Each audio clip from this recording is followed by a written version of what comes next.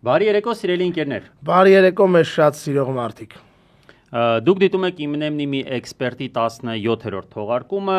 մեր հյուրն այսօր Ռուբեն Մելիքյանն է։ Բարի երեկո, Ռուբեն ջան։ Բարի երեկո, չմեռանք էքսպերտ էլ դառնանք, էլի։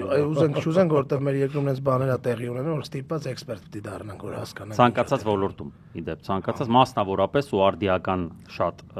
ոլորտում իրավունքի մենք այսօր խոսելու ենք քաղաքական հետապնդումների մասին եւ որոշել ենք փորձել առանձնացնել այն հոդվածները, որոնցով մեծամասամբ այս ողջ ընթացքում Նիկոլի բռնապետական էվոլյուցիայի ինքը դիմել այդ հոդվածներին, այդ հոդվածների միջոցով իրականացրել է քաղաքական հետապնդումներ։ Շատ շնորհակալ ենք այն մարդկանց, ովքեր աջակցում են մեզ, մեր նախագծերին։ Ես հիշեցնեմ, որ աջակցելով որևէ մի նախագծի, դուք աջակցում եք նաև բոլոր մնացած ծրագրերին, որոնք իրականացվում են Anti-Fake-ի YouTube-յան էջում։ Իրականում Նիկոլի Հայաստանում անհնար է արդիականության համատեքստում ինչ որ բան նկարել եւ օրեր անց դա եթեր տալ, որտեղ արդիականությունը կորում է։ Մեկին կբռնեն, նոր մարդ կբռնեն, նոր սցենարով, նոր ձևով, մի նոր գաղտնալսում կդնեն Civic-ում։ Այո, մենք զգուշացրել էինք, որ որոշել ենք real time-ի ցանցում կատարել օֆլայն այս նախագծի համար, բայց միևնույն ժամանակ անելու ենք դա ժամերի տարբերությամբ, որովհետև իրականում արդիականության խնդիրը շատ լուրջ է։ Գաղտնիք բացը մենք ուզում ենք ուրբաթ օրը նկարել այս թողարկումը եւ այսօր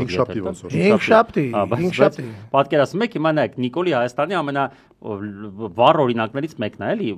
իրավունքի տեսակետից, պատկերացու 5 շաբթի նկարեինք։ Այսօր դա ինչ արդիականության հետ աղերս չունեցող իրավիճակ է լինելու։ Մարդիկ ասում են ախպեր ջան, իսկ կարող մի 3 պարագրաֆ հետ է եկել 3 ամիս առաջ են նկարել եւ այլն։ Ու պրիտոմ Մելիքյանի պատճառով չնկարեցինք 5 շաբթի։ Հա։ Իմ առաջարկով։ Ոչ թե առաջարկով 5 շաբթի պատճառով, ուրբաթ առաջարկով։ Հա, տես 5 շաբթի աշխատանքային բան ստեղծվեց, որ դու բան չարեցիր։ Հոբ դատն էր 5 շաբթի։ 5 շաբթի Սրբազանի դատն էր։ Հետո ուրբաթ օր առաջարկեցի նկարենք, լավասի նկարենք, Մելիքյանն ասաց ախպեր ասենք 3 բռնել են Կոչուբաևին։ Պատկերացպես ասենք կարող է մի քանի օր հետո հետաքրքիր բաներ են ու հենց այդ օրը դրեցին բանի վեհապարի մասին այդ հայտնի ձայնագրությունը, ասենք լավ սպասենք 2 շաբթի վեհապարին կբռնեն նոր կմտնենք, այն 2 շաբթի վեհապարի փոխարեն բռնեցին մեկ այլ հոգևոր արժեքների հետ կապ ունեցող մարդ ու ըստ ճիշտ եմ ասում։ Վարդան Ղուկասյանի մասին է խոսքը, ընդ որում այս պահի դրությամբ ժամը երևի ֆիքսենք էլի քանից նա։ Հա, մենք նկարանում ենք 6:30, 18:30, ենթադրում եմ, որ եթերի ժամանակ արդեն ինքը լինելու է 23, բացի Վարդան Ղուկասյանից, ես թիվ նոր տեսա 23 անձ են ձերբակալել արդեն տեղում զանգվածային անկարգությունների հոդվածով։ Եվ խոչընդոտման, հա։ Հա, էլի, այդ առնվազն զանգվածային անկարգությունների հոդված ես նոր տեղեկացա, մեկի մասով տեղեկացա, ասում են եւս 2 հոդված կա, երկրորդը հավանաբար իրավապահ մարմինների գործունեությանը խոչընդոտելն է, որի մասին դեռ խոսում էին կամ բռնություն գործադրել է, կամ բռնություն գործադրել է, հա։ Մի խոսքով Վարդան Ղուկասյանով չի այսօրվա օրը միայն սահմանափակվում, նաև 23 ամենայն դեպս այս պայմանը թիվը տեսա գյումրեցիներ, որոնք որ եկել էին քաղաքապետարան պաշտպանելու իրենց քվեն, պաշտպանելու իրենց ընտրությունը եւ 23 հոգի մի խոսքով։ Շատ լավ։ Ես առաջարկում եմ, գիտես ոնց շարժվում։ Այսինքն կներես քաղաքմարտարկյալների թիվը այս պայդրությամբ կարելի ասել 50-ն անց։ Հա, բանը կրկնապատկվեց էլի, տես մի քանի ժամ, եթե ոչ ավել էլի։ Հա։ Ես առաջարկում եմ սենց շարժվենք։ Մի հատ փորձենք հասկանալ ընդհանուր առմամբ, քանի որ տեղեկատվական հոսքեր եւ քարոզչական մեծ ալիք է նկատվում իշխանական ռոպագանդիստների եւ նաեւ պատգամավորների, ինչու՞ չէ նաեւ հենց Նիկոլի կողմից, հա, բոլորը ինչ որ ոդկասթներ են սկսել անել քաղաքական եւ նաեւ Facebook-յան ստատուսները, այդ բոլորը ոնց որ համակարգված մի կետից գնացող, ուստի կարծում եմ պետքա հասկանալ թե ինչ առասարակ քաղաքական հետապնդումը, տենց ոչ թե շատ ինչ որ հերվից գալով, այլ ուղղակի որ մարդիկ լավ պատկերացնեն։ Ես այսօր էքսպերտ եմ, Հա, դու այսօր էքսպերտ ես։ Նայ, ես օրինակ նայում էի հանրայինի եթերի այս վերջին բանավեճը, որտեղ քննարկվում էր կաթողիկոսի ձայնագրությունը եւ ուրեմն անդիմադիր այս մի թեւ անդիմադիր էր, մյուսը իշխանական եւ այստեղ ինչն էր, որ իրանց քարոզչական գիծը միշտ տանում այնտեղ, որ իրանք արդեն ունենալով սեփական վերդիկտը պնդում են կատարված գործողության վրա եւ ասում են ախպեր, հիմա ինչ, այսինքն եթե այս մարդը սա արել է, դուք ինչ եք առաջարկում, մենք չանենք ինչ որ ոչ թե մենք, այ իրավապահ համակարգը չձեռնարկի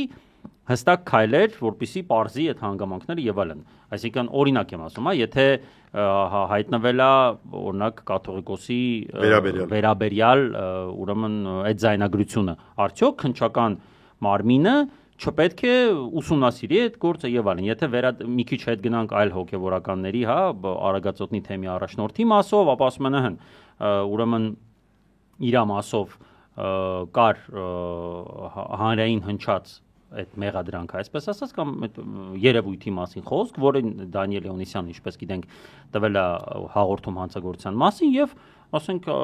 իրանց գիծը է սա, որ ախպեր ջան, եթե sense տեղեկություն կա, պետքա քննվի։ Մի կողմից պարզա, որ իրանք արդեն որպես փաստ են ներկայացնում այդ ամենը, իսկ մենք տեսել ենք, հա, որ դա հերույա փաստ լինելուց մի քանի օրինակներով, եւ երկրորդը, ինչի վրա կուզեի ուշադրություն դարձնենք, ես հիշում եմ, երբ մենք էինք բանտարկված, հա, մեր մասով տենց նոր ձևակերպում էր առնվազն մեզ համար, որ խղճի բանտարկյալ է, այսպես ասած, եւ հարցը որն է, որ քաղաքական հետապնդումը այդ նաեւ եւ մեծամասամբ այս համատեքստում այն նրան է վերաբերում, երբ ընտրովի են մոտենում process-ին, չէ՞, այսինքն կարա տեսականորեն մարդը կատարած լինի որևէ հանցանք, բայց երբ բացառապես այդ դեպքերով են անդրադառնում, դա ունենում է այսինքն պարտադիր չէ որ քաղաքական հետապնդում իրական այն մարդում հանդեպ քաղաքական հետապնդում է կատարվում, ինքը բացարձակ մեղավոր չլինի։ Ստե հարցն է, որ ընտրովի մոտեցումը բացառապես այդ մարդկանց վրա ելնելով իրենց քաղաքական գործունեությունից կամ քաղաքական հայացքից, ճիշտ եմ հասկանում։ Այո, ես կարճ ասեմ այո, բայց իհարկե այստեղ ագի խոսելու բան կա։ Շատ լավ։ Արի հիմա հասկանանք, ինչի է Ես էքսպերտ եմ, չէ՞։ Հա, դու ես էքսպերտային տեսանկյունից։ Ամբողջությամբ էքսպերտ։ Այ, մի բան ասեմ, որը որ շատերը լավ չեն պատկերացնում, որովհետև այսօրվա տեսանկյունից չի, ասում են քաղաքական հոդվածներ, քաղաքական բանտարկյալ եւ այլն, եւ ինքնին արդեն հասկանալի է դառնում, ասենք բոլորի համար դա արգելված բան է, չէ՞, քաղաքական բանտարկյալները վատ է, չի կարելի։ Վատ էլ չի կարելի։ Պետությունը իրավունք չունի ունենա քաղաքական բանտարկյալներ, քաղաքական հոդվածներ, չէ՞, այդպիսի արտահայտություն նաև։ Ամբողջ հարցն է, որ դա միշտ չի որ տենց ա եղել։ Ցարական Ռուսաստան, Խորհրդային Միություն, այս մեր տարածաշրջաններում ասում են պետությունները, որոնց հետ մենք կապ ենք ունեցել, մաս ենք կազմել, պաշտոնապես քաղաքական հոդվածներ ունեն։ Պաշտոնապես։ Հա, քաղաքական, հենց քաղաքական խոսքի համար, չէ՞։ Այո, այլախոհության համար։ Այո։ Պաշտոնապես եւ նույնիսկ մասնագիտորեն կանոնավորները համենայն դեպս բաժանվում են քրեականների եւ քաղաքականների։ То есть դա եղել է ժամանակին նույնիսկ պաշտոնական մի բան։ Եվ այդ ապա օրինական էլի։ Օրինական բան է, քաղաքական բանտարկյալ է, ոչ թե հիմա որ հիմա sense մի բան կա, չէ, որ մեկ էլ ինչ որ լրագրողները հարցնում են ռեժիմի ներկայացուցիչներից մեկին լինի քաղաքական, լինի քաղաքական իրավապահ մարմինների ներկայացուցիչներին, Հայաստանում քաղաքբանտարկյալներ կան, նրանք էլ դա ասում են, ոչ, Հայաստանում ես չգիտեմ քաղաքբանտարկյալ, ահա, դու չես ընդունում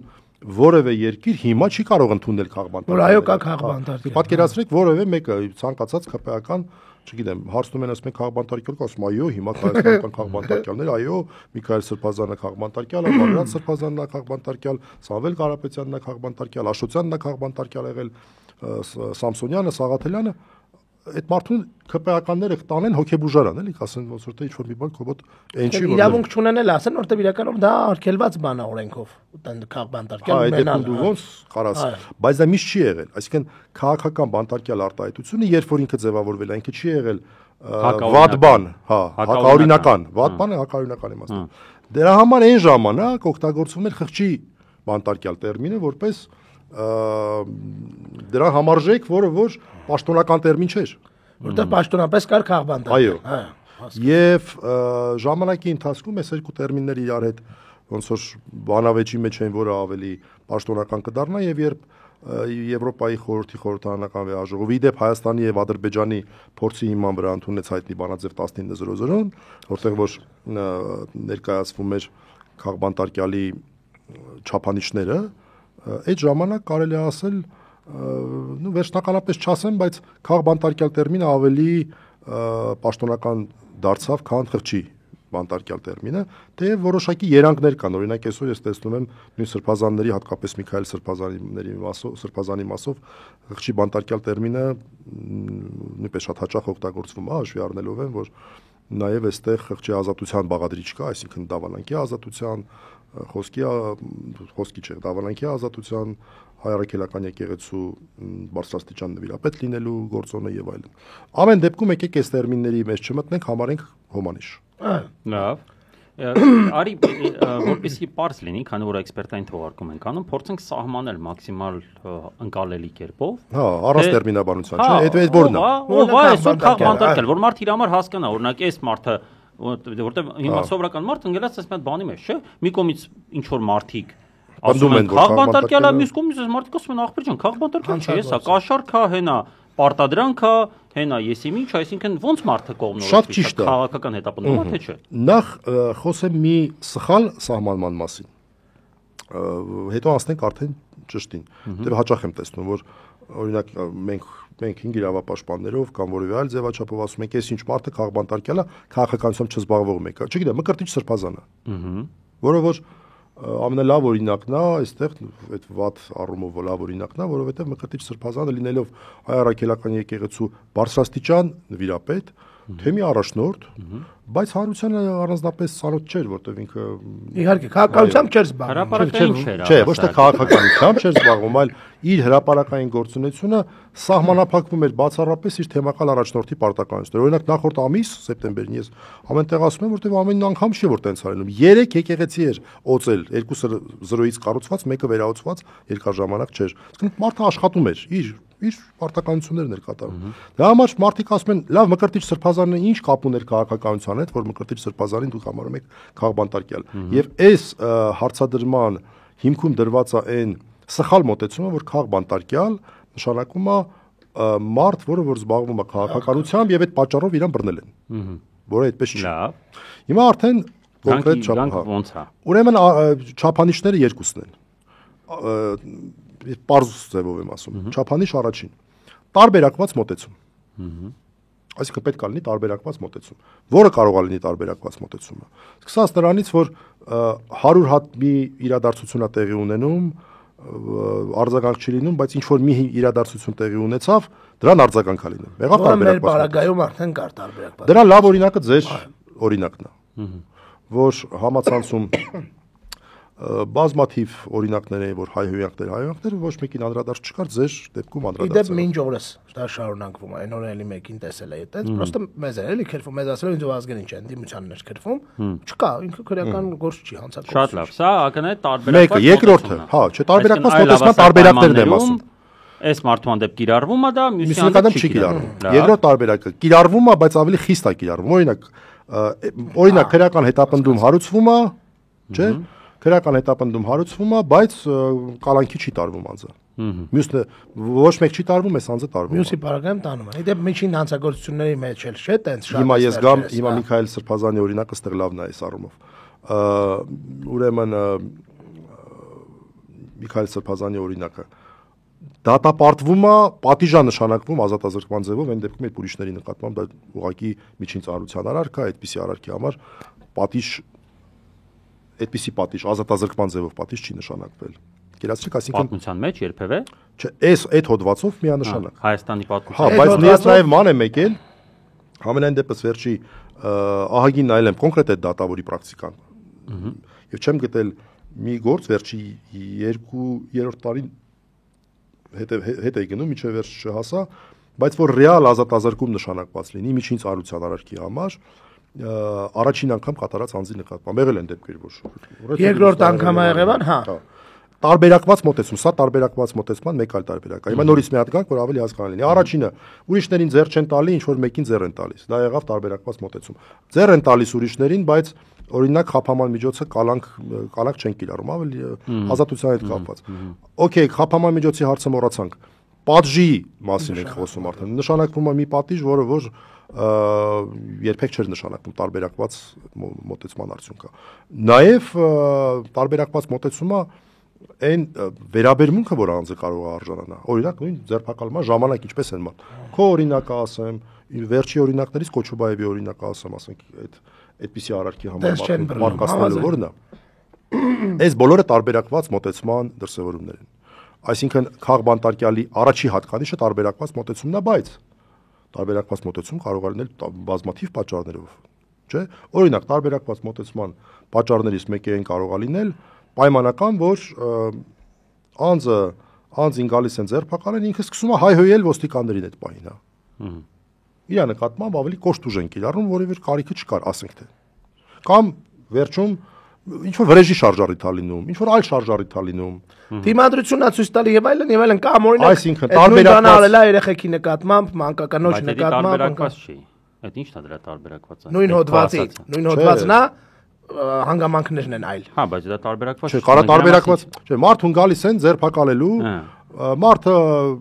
նես չի որ ինչ-որ դիմադրություն է ցույց տալու, բայց վատ բան է ասում այդ ոստիկանը, այսինքն որ վատ բան է ասում։ Պարկաստում են գետնին, էս են կանում, այսինքն կիրառում են այնպիսի միջոցներ, որոնց անհրաժեշտությունը այդ բան չկար։ Նրանք կարային, բայց դա քաղբանտարկյալ լինելու հիմք չի ուզում։ Ես հիմա ասացի սենա, որ տարբերակված մոտեցումը միայն քաղաքական հետապնդման մասին ինքնին չի նշանակում, չի խոսում։ Դա անհրաժեշտ, բայց ոչ բավարար պայման է։ Այ երկրորդ պայմանը քաղաքական պատճառով լինելն է։ Այ ինչ է նշանակում քաղաքական պատճառ, դա շատ երկար խոսակցության հարց է։ Այսինքն իշխող ուժը ինչ որ քաղաքական շահագրգռվածություն կարող է ունենալ։ Հակառակորդն է իր քաղաքական։ Հիմա տարբերակներ ասեմ, որ ես նայեցի նաև հակառակորդն ամենադասականն է, հակառակորդն է, պարզ է։ Հիմա մյուս ծայրահեղության օրինակ բերեմ։ Ասենք օրինակ դատավորը։ Դատավորը որևէ քաղաքական գործունեությամբ իրականում չի զբաղվում։ Այդպես սովորական դատավոր է, այսպես ասենք։ Ասենք Վճռաբեկ դատարանի դատավորը։ Հանում են, որպեսզի իրանց ուզած մարդուն բերեն այդտեղ նշանակեն։ Չեղավ քաղաքական պատճառ։ Եղավ։ Այսինքն նպատակը ոչ թե այս մարդու խոսքը լրացնելն է, այլ տեղ ազատելն է, ոչ քաղաքական պաշտոնի համար, որ բերեն ինչ որ մեկին նշանակեն։ Դա խոսում է քաղաքական պատճառի մասին։ Քաղաքական ասելով կուսակցական իհարկե չենք հասկանում, այսինքն իշխող ուժը ինչպիսի քաղաքականություն է իրականացնում տարբեր ոլորտներում, որոնց դրսևորումը կարող է լինել իշխանությունը պահելու համար, ընդդիմադիրներին ճնշել է, որոնց դրսևորումը կարող է լինել անկախ համարվող պաշտոններում իրանց մարդկանց նշանակելը։ Քաղաքական պատճառները շատ տարբեր են լինում։ Այս սրա, այսպես ասած, դիապազոնը շատ մեծ է։ Հասկացա։ Այսինքն մեկին լրացնել, մյուսին զրկել ընտրությունների մասնակցության հնարավորությունից։ Բայց հեշտ է տարբերակել է դրանք, օրինակ։ Այստեղ է, այսպես ասած, խաղ տալու տեղերը այստեղ են, այսինքն պետությունները իրաց պարագայում, էլի չէ՞ բոլորի պարագայում, այսինքն եթե դու հիմնավորում ես, որ այստեղ շահը գոյություն ունեցել, ինչ որ շահը գոյություն ունեցել, օրինակ դա կարելի է ինչով տարբերակել։ Ասենք թե դնենք Սամվել Կարապետյանի օրինակը։ Սամվել Կարապետյանի օրինակը որ վերցնենք, մարդը խոսեց եկեղեցու հետ կապված հարցերի մասին, առաջի հայացքից տեղ քաղաքականը որն էր, քաղաքականությամբ չզբաղվող մարդ էր, չէ՞։ Այն ժամանակ ամենայն դեպս։ Այդ պահին հաստատ։ Չէ, այդ պահին չէր զբաղվում, ակնհայտորեն չէր զբաղվում այդ պահին։ Եկեղեցուն պաշտպանից հիմա մենք ինչ դատողություն կարող ենք անենք։ Նաև վերջի շրջանի այսպես զարգացումները հաշվի առնելով, այսինքն նոր փաստերը գնահատենք հին երևույթների լույսի ներքո։ Չէ, հին երևույթները գնահատենք նոր փաստերի լույսի ներքո։ Ասում ենք, այս մարդիկ հայ առաքելական եկեղեցու հետ կապված որոշակի քաղաքականություն են հայտարարել։ Եվ բոլոր այն մարդիկ, հատկապես այն մարդիկ, ովքեր որ ի վիճակի են պաշտպանել հայ առաքելական եկեղեցուն, կարող են դիտվել որպես այդ քաղաքականությունը իրականացնելու խոչընդոտներ։ Հետևաբար նրանց չեզոքացնելը քաղաքական պատճառ է։ Միանշանակ։ Կամ ասենք նույն հեծի հետ կապված նույնտեղ կալանավորման խնդիր չէր, բայց հեծի հետ կապված իրանք ինչ-որ օրենսդրական փաթեթ եւ այլն վերցրեցին իշխանություն, սկսեցին ԿՊԱ-ականներ նշանակել։ Չեղավ քաղաքական պատճառ, իրանց մարդկանց պաշտոններ տալու, այսինքն քաղաքական պատճառ հասկացությունը շատ լայն է եւ ինքը ֆորմալիստական չի։ Այդ պահին ինչ քաղաքական շահ ունի իշխող ռեժիմը, տվյալ պետությունը։ Հասկանա մասին է խոսքը։ Արի մի հատ էլ որպեսի վերջնական հստակեցնենք ու անցնենք առանձին մի քանի քեզ քննարկենք, որպեսի մարդկանց բարձ լինի եւ էվոլյուցիան նայենք, թե որտեղից սկսեց առհասարակ, որ փուլից սկսեց դա, հա։ Ես ճիշտ եմ, չի հասկանում, արի իմ օրինակով բերեմ, այսինքն եթե մենք պնդում ենք, որ ինչ որ մեկը քաղբանտարկյալ է կամ քաղհալածյալ, կամ կվատրանց թե այդ բայդրությամբ։ Չէ, քաղհալածյալը, արի դրա մասին կարճ խոսենք։ Քաղբանտարկյալը դա այն մարդիկ են, որոնց քաղաքական պատճառով ազատությունից են զրկում, տարբերակված մոտեցման արդյունքում։ Քաղ Հարությունյանը որևէ այլ իրավունքից աշխատանքից են հանում։ Շատ լավ, դրա համար երկուսն ինչ որ առումով քննարկել, բայց արի Քաղ Բանտարկյալը վերցնենք։ Էդ եմ ասում, նա շատ լայն է։ Արի Քաղ Բանտարկյալը վերցնենք։ Հիմա երբ մենք պնդում ենք, որ ինչ որ մեկը Քաղ Բանտարկյալ է, մենք փաստացի այնպես չի, որ ասում ենք ինքը չի կատարել, մենք չենք պնդում, որ այդ մարդը չի կատարել ինչ որ իրեն վերագրվող արարք։ Մենք ասում ենք, որ այդ արարքի հանդեպ վերաբերմունք եղել է տարբերակված։ Միանշանակ։ Օրինակ, պատկերացրու, ես ասենք հայելի գողացող եմ։ Ես այսօրով։ Գնում եմ մի հատ բանից, այն տուարեգներից էր, թե Պորշկայիններից են, հայելիները գողանում եմ։ Չեմ հիշում որիններ, բայց ինչ որ մեկին հայելիները հեշտ այլում։ Կամ ֆարերը, ենթադրաբար ֆար եմ գողանում։ Ես գողանում եմ այդ ֆարերը, ինձ ասենք մի 4 տարի նստացնում են։ Այո։ Հիմա դու ելում ես ասես ախպեր ջան, Քաղ Բանտարկյալը դու ասում ես Վազգեն ախպեր ջան, երկու ֆարի համար 4 տարի նստեցին, հարենով ելում ես ֆարա գողացել ախպեր։ Հիմա այդ ֆար գողանալը, եթե ստանում է խտրական վերաբերմունք, այսինքն ուրիշ ֆար գողացողին այսօր տնային կալանք են տալի կամ առհասարակ բան չեն տալիս, ինձ տանում են 4 տարի նստացում են, դա քաղաքական հետապնդում է։ Եվ ես Քաղ Բանտարկյալ եմ։ Բայց պետք է համարժեք լինի։ Օրինակ, եթե դու մի 15 անգամ ֆար բռնվելու գողանալու մեջ բռնված լինեիր, ռեցիդիվիստ լինեի։ Այդ դեպքում տարբերակված մոտեցում։ Բոլոր էական նոր է ձեռը բացվե։ Նոր է ճտիկի տեղը նոր է սովորել։ Այդ ճտիկով է էլի։ Հա, բա ոնց է։ Գիտի, գիտի։ Ախպեր, ես նստած ելած եմ, մտե մարդ կա։ Ասաց ինչ չգիտես ախպեր։ Լավ։ Իմացար, այսինքն ստեղ է հարցը, որ երբ իշխանական ուրեմն քարոզիչները կամ падգամավորները ի հակադարձում են, պնդում են կատարված գործողության ոչ իրավաչափ լինելը, ոչ այսինքն հանցավոր կամ իրավախախտում լինելը, դա դեռ չի նշանակում, որ այստեղ քաղաքական հետապնդում, քաղաքական բանտարկություն չկա։ Այո։ Էսա, շատ ամենակարևորը էսի է այստեղ, բայց այստեղ մի կարևոր կտորել կա, հայ, երկար տարիներ այդ եվրոպական արևմտյան գալիս են այստեղ են, որ այ ժողովուրդ ջան, խափաման միջոցը դա պատիժ չի, խափաման միջոցը պատիժ չի եւ այլն։ Հիմա այսօր ամբողջ այս դեմոկրատական այս իշխանությունների քարոզչությունը հիմնված է նրա վրա, որ խափաման միջոցը որպես պատիժ են դիտում։ Այո։ Այս է ամենակարևորը։ Այսինքն, բա չբռնենք այս մարդուն, որտեղ բա չկալանավորենք։ Նաև իդեպ խափաման միջոց է դա։ Եվրոպական բարձր արժեքներ կրող երկրները նաև այդ պատժի մասով մի քանի անգամ հայտարարություն ունեն, չէ, իրանց զեկույցներում, որ չպետք է լինի խափանման միջոցը, չպետք է պատիժ լինի։ Հա, ու դաժե օրենքում գրել տվեցին դա հիմա այս իրական դատավարություններում ուղի գրած է։ Ես կարծում եմ ոչ միայն խափանման միջոցը, այլ նաև բերման ենթարկելու գործընթացն է պատժամի։ Իհարկե, խուզարկությունը, մենակ այդ չէ, խուզարկությունը գնում են մարդու տունը, աշխատասենյակը, ավտոն եւ այլն, վատ ձևով խուզարկում են ժամերով օրինակ։ Երեխեքից հեռախոսներ են խլում։ Հա, դե նա այդ բոլորը ռեպրեսիվ միջոցներ են ու շատ հաճախ հարց է առաջանում։ Այս արարքի հետ կապված դա вообще ինչ կապ ունի։ Չարաշահում է, այսինքն։ Իհարկե չարաշահում։ Այսինքն կողմից չարաշահում է։ Մարդուն խոսքի համար բռնել են, օրինակ գնում են տունը խուզարկում են։ Ջոգում ես։ Ինչ է, խոսքն են ման գալի։ Իսկ ինչն են ման։ Մեր մոտ էլ պետք է այն չեկան, չէ՞, քուրել ման գալի։ Եկել են։ Չէ, եկան, այդ մասով պրետենզիա չկավ, իդեպ։ Նորմալ են իրաց սպայել մարդիկ եկել են։ Չէ, իդեպ խուզարկություն չէր։ Զննոստակա դեպքի վայրի զննություններ, որը տարբերակված մոտեցում չի։ Այսինքն իրանց խնդիրներ եւ մարդիկ բացատրեցին դա այդ մասով նորմալ է։ Տեսեք, որ մենք պետք է հասկանանք որտեղ է տեղի ունեցել ըստ իրանց հանցագործությունը, որպեսզի հետո պարզ։ Գալիս են այդ կրեսլոնեն բանա, ասում են նստում են, ասում են ախպերեսին ջան հարմար է, փոխեք այս կրեսլոները։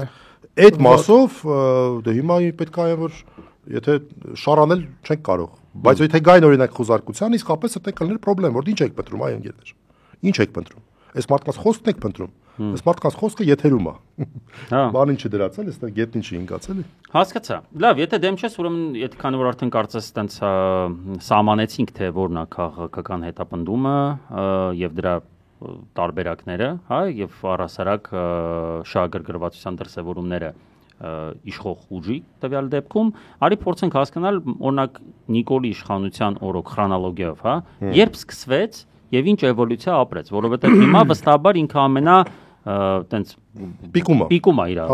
էվոլյուցիայի, եթե դու կամ դեգրադացիայի, չգիտեմ, տենց ոնց նայես, հա, էվոլյուցիոն դեգրադացիա։ Էվոլյուցիոն դեգրադացիա։ Բայց մի բան էլ էլի այդ հարցին անվելացրու, հա, նաեւ նախկինում ոնց էր դրսևորվում, որ նախկինում ընդդիմությունը ասում էր, որ նախկին իշխանությունների օրոք Քաղ Բանտարկյալներ կային։ Օրինակ Բանտարկյալը վերջի Քաղ Բանտարկյալները գիտես որոնք էին։ Ոստիկան սպանած տղերք, ասում էին այդ մարդիկ Քաղ Բանտարկյալ են։ Ես վերջի քաղբանտարկյալներից այն նախկինում ընկալում որպես քաղբանտարկյալ, ես դա եմ հիշում։ Մեկը հաց բերող կոչված այդ նույն թեմայի հետ կապված մարդը, որը հա, էլի նույն թեմայի հետ կապված։ Այսինքն այն ժամանակ խոսքի բաները, խոսքի այսքան չէր, չէ, ոչ թե այսքան չէր, Ժորժ ջան, չի եղել, ուղղակի չի եղել։ Խոսքի համար մարդուն նստացնելու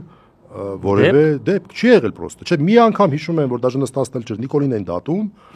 այն 99, երբ որ բաներ քրեականացված էր վիրավորանքը զրպարտությունը, եւ դա այնց շուխուր սարքեցին, ոնց թե մարդու խոսքի համար դատել բան։ Այստեղ մի կարևոր բան էլ կա, եւ նայում ես եվրոպական չափանիշները։ Իրանք իհարկե դա պետք է չէ, տենց ինչ որ ասեն դե տեսած այլահեղ բանա, այն աշճան, որ ես վերջերս միբ կոչվող կառույցի ղեկավարներ անգամ որոշ բաներ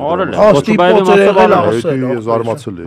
Ես էլ եմ զարմացել, որտեղ թվում էր ավելացրած այդ կտորը։ Սկզբից ասել էր, որ հա, այս սկզբի մասը խոսքում անհանդուրժողականություն, բան կոպետ ասած ասում են, էս ինչ վատ բան արել, որ սես բանա գրել, մեկի հոպ օրոսմոս բռնելու բանը ոնց որ ինչի։ Սոսի ավելացրել են այդպես, որ մեկը բռնել է, էդիտ արել, որ բանի վեր։ Whatever, ամեն դեպքում ինչն է այստեղ խնդիրը, որ անթույլատրելի խոսքը, այս եվրոպացիների տերմինն է, ինքը բազմաթիվ արձագանքման ձևեր ունի եւ քրեական արձագանքը դրանցից ամենածայրահեղն է։ Իսկ եթե քրեական արձագանք է լինում անազատության հետ կապված պատիժը եւ խափամմիջոցը, вообще որ գնա գալիս է, մեծ եսի ինչ պետք է լինի։ Իսկ մեր մոտ համատարած է տենց։ Համատարած է տենց։ Եվ ընդհանրապես արձագանք չկա։ Տասնյակ ու տասնյակ դեպքեր են։ Տասնյակ ու տասնյակ դեպքեր են, այդ թվում նաեւ հայ առաքելական եկեղեցու բարձրագույն նվիրապետներ հասկանում եք, այսինքն որտեղ որ գումարվում է նաեւ խղճի ազատության էլեմենտը, որտեղ այդ մարդիկ ցույցի թեմ են չէ ղեկավարում։ Հələ պատկերացրեք որևէ աղանդավորական կառույցի ինչ որ մի մարզի պատասխանատուին բռնել ինչ որ մի խոսք է, մի հովիվի չէ։ Ախր հովիվը կոնկրետ ինչ որ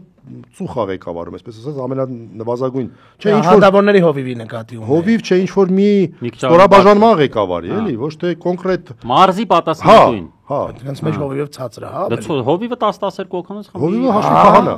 Հովիվը հաշվի քահանա։ Եվ մի մակարդակ բարձր, որ մարդը կազմակերպական հարցերով ազբաղվում է, այնքան այսա արդեն քիչ ավանում էքսպերտի բանից դուրս գամ, անբարո են, որ դնում են նկարները բան են անում, փողը, ըհը, փող կա, բա դիքա թեմի առաջնորդը, բա թե փողի բանը մի հատ կա, ասես մենք քննարկեցինք մի անգամ, որ այդ փողը էլի եղել էին, այսօր էլի դրանք բան էին անում, ինչ որ միտեղ տեսա, որ փողերի մասին խոսում են նորից տարբեր արժույթներով փողեր, այդ փողերը իրականում այդ գանձանակի փողերն է, ոնց հասկացա։ Եկեղեցու գանձանակն է, ինչ որտեղ մարդիկ գալիս են, մեկը Ռուսաստանից է եկել, ռուբլի է գցում, մեկը դոլար է գցում, կարող է բերեն հենց որպես թեմի առաջնորդ հազնեն, ասեն, ես գումարը դուք ծախսեք ձեր եկեղեցու կարիքների։ Նայեք, ժամանակին եղել է 10-րդի գաղափարը, այսինքն բոլորը 10-րդի, հա, 10-րդը, այսինքն բոլորը իրանց եկամուտներից 10%-ը հանձնել են եկեղեցուն։ Ընդ որում դա եղել է նաև այսինքն դա աստվածաշնչյան հիմք է ունեցել։ Աբրահամը երբ որ տեսավ Մելքիսեդեկին եւ այլն, այդ ամեն ինչից 1/10-ը տվեց, 10-րդը, դրանից հետո դրա համար է 10-րդ էլի, դա տենց բան չի։ Հիմա քանի որ դրա հիմքերը չկան, ես լսել եմ օրինակ ժամանակակից շատ երկրներում դա անգամ օրենքով է, օրինակ Գերմանիայի կաթոլիկ հատվածներում բան։ Հիմա մարդիկ, այսինքն օրենքով, եթե դուք համարում ես քեզ կաթոլիկ, դու բան ես անում, դե գրում ես, ասում ես իմ աշխատավարձի 10%-ն էլ ուղարկեք եկեղեցուն։ Եթե դու դա չես անում, եթե դու համակարգը այդպեսին չի, ուրեմն դու կաթոլիկ չես։ Եթե համակարգը այդպեսին չի, եկեղեցին բա ինչպես է ապրում։ Այդ մոմը օրինակ, հենց այդ ֆունկցիան է կատարում։ Է պարզա որ ինքնարժեքը ավելի, հա, այսինքն դու դրանով դա ոչ թե բիզնես է, այլ քո բանը նվիրաբերությունն է, հանգանակությունն է եկեղեցուն։ Էդ է չէ գաղափարը։ Եվ այս տրամաբանությամբ եկեղեցու թեմակալ առաջնորդի մի քանի 100,000 բնակիչ ունեցող թեմակալ առաջնորդի տանը ինչքան $10,000, դուք $20,000, թո 30, չգիտեմ, այլ քիչ է։ Ինչքան զմալնի, կարող է հենց այդ ժամանակ անբարոյականության գագաթնակետն է։ Չէ, մենք հասկանանք, չենք, բայց ինչ իրենք քարոզչական հնարք են արել, ոնց որ արել են իդեպ Բագրատ Սրբազանի գործով, երբ որ կեղծել էին այդ բաներ էին արել, հա, կամ ասենք քրակած պատրոններ էին, օրինական զենք էին դրել, ինչ են ուզում։ Իրանք մանիպուլացնում են կրթական ցածր ցենզ ունեցող, առասարակ մտավոր տենց բարձր պոտենցիալ ունեցող մարդկանց, որոնք նայելու են այդտեղ տենան եվրո, դոլար բան, մեր մեջը գիտեք, հա, կապիտալի հանդեպ կա ցանկացած կապիտալի հանդեպ, լինի ազնիվ կապիտալ, թե հոգևորական ինստիտուտի կապիտալ, գիտական, հա, գիտական պատկերացնես գիտության մեջ ինչքան փողա պետք դնել, չէ, գիտության մեջ։ Հիմա պատկերացրու, ասենք ակադեմիան, եթե որոշեր այս ռեֆորմների դեմ պայքարել նենց ոնց որ եկեղեցին օրինակ պայքարում էս ամեն ինչի համար, մտնեին ակադեմիա ու հանեին այդից ինչ որ փողեր, որոնք օրինակ չգիտեմ, տարբեր ինստիտուտների ֆինանսավորման, տարբեր համագործակցությունների միջազգային բան, այդ փողերը հանելու են, ասեն հələ նայեք սրանց, այսինքն իրանց ի՞նչն է պետք է ընդ ցելին որ կարմիր են ցույց տալ կամ արյան այդ բանով, չէ՞, ոնց որ ցույց է տալի եվրո մարդուն, որը որ ատոմա կապիտալ է, ասում ես հələ նայես թեմի առաջնորդը դոլար, եվրո, ռուբլի то բան ոսկի հա դու չեն ասում այդ իրանց այդ ոչնչությունները այս 5-6 տարում ինչի ասան լավ վերադառնանք էքսպերտային դաշտ հիմա վերադառնանք ստե դե բազգեն դու չգիտես Ինչեւի ակադեմիան այլևս գոյություն չունի։ Գիտե, այսօրվանից, երեկվանից ոնց որ։ Այսօրվանից ակադեմիա, այլևս դարավ բան։ ՀԿ ինչ որ, ՀԿ-ի պես բաները իդեպ շնորհավորում եմ, եթե մեզ կա դիտող գիտությունների տեխնացու, իրանք հետ այսու դոկտոր են։ Շնորհակալություն։ Ոնց դուք դոկտոր եք, դոկտոր Մելիքյան, բա, այս խնդրում եմ բանում դոկտոր Մելիքյան։ Հա, հետաքրքիր բան ասեմ, ես երևի մասնակցել եմ դեռևս Վիկտոր Համբարձումյանի